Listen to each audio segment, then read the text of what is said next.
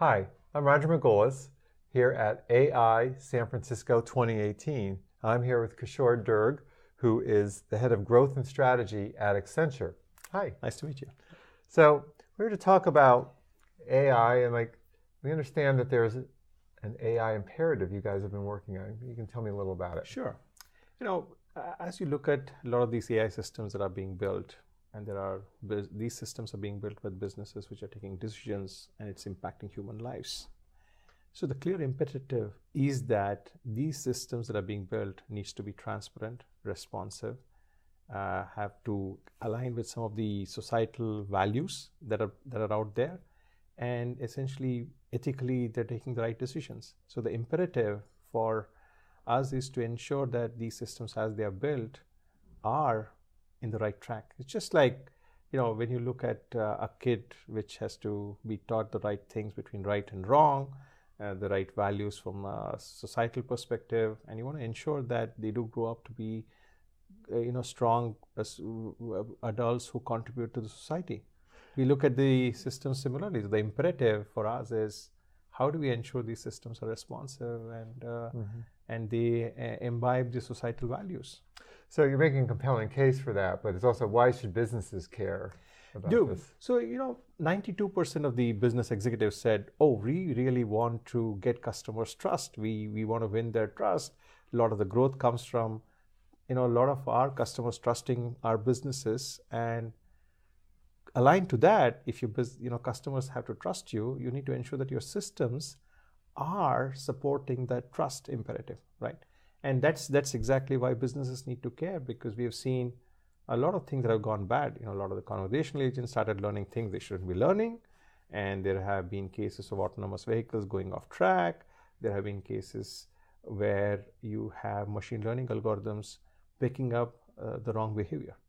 So, businesses, if they are going to implement these AI systems, we believe that they need to care, because customers trust businesses which have verifiable, explainable, trustworthy systems. Mm-hmm. That's a big imperative for business. So how does the Accenture teach and test framework raise responsible AI systems? And raise is a good term, given the analogy with kids. Yes. So when you raise these AI systems, and just like kids, you need to teach it the right way. So what are the things that you need to be worried about? A lot of the AI systems right now have gender bias, racial bias, ethnic biases, and a lot of the corpus of data that is used to train them are done by humans.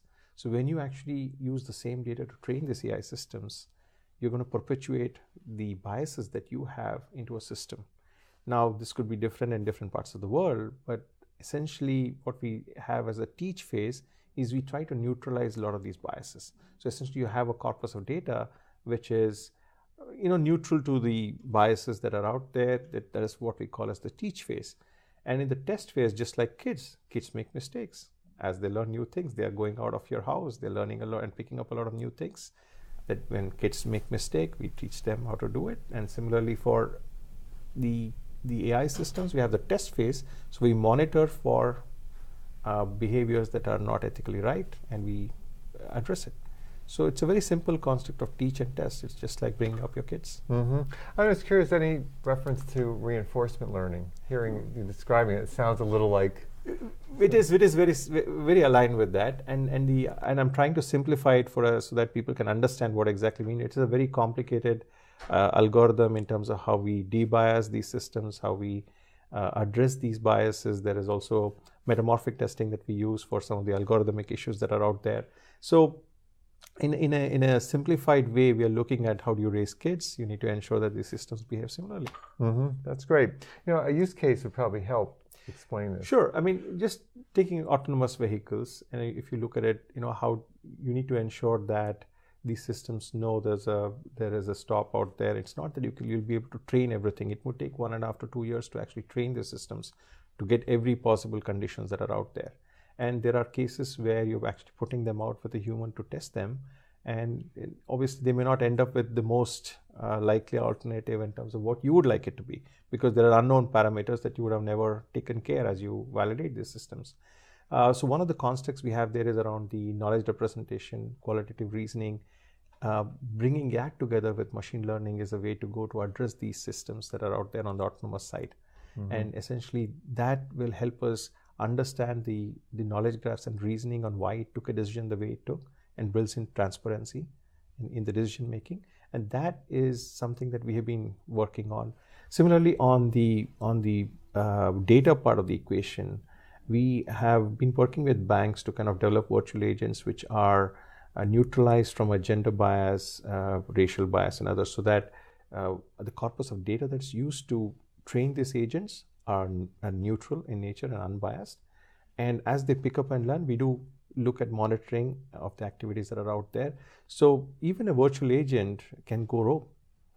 So that's a very simple way of looking at these systems that are out there. You need parenting. You need to raise them properly, and you need some governance. And that's the construct of responsible AI. That sounds great. I really appreciate your time. Thank you very much.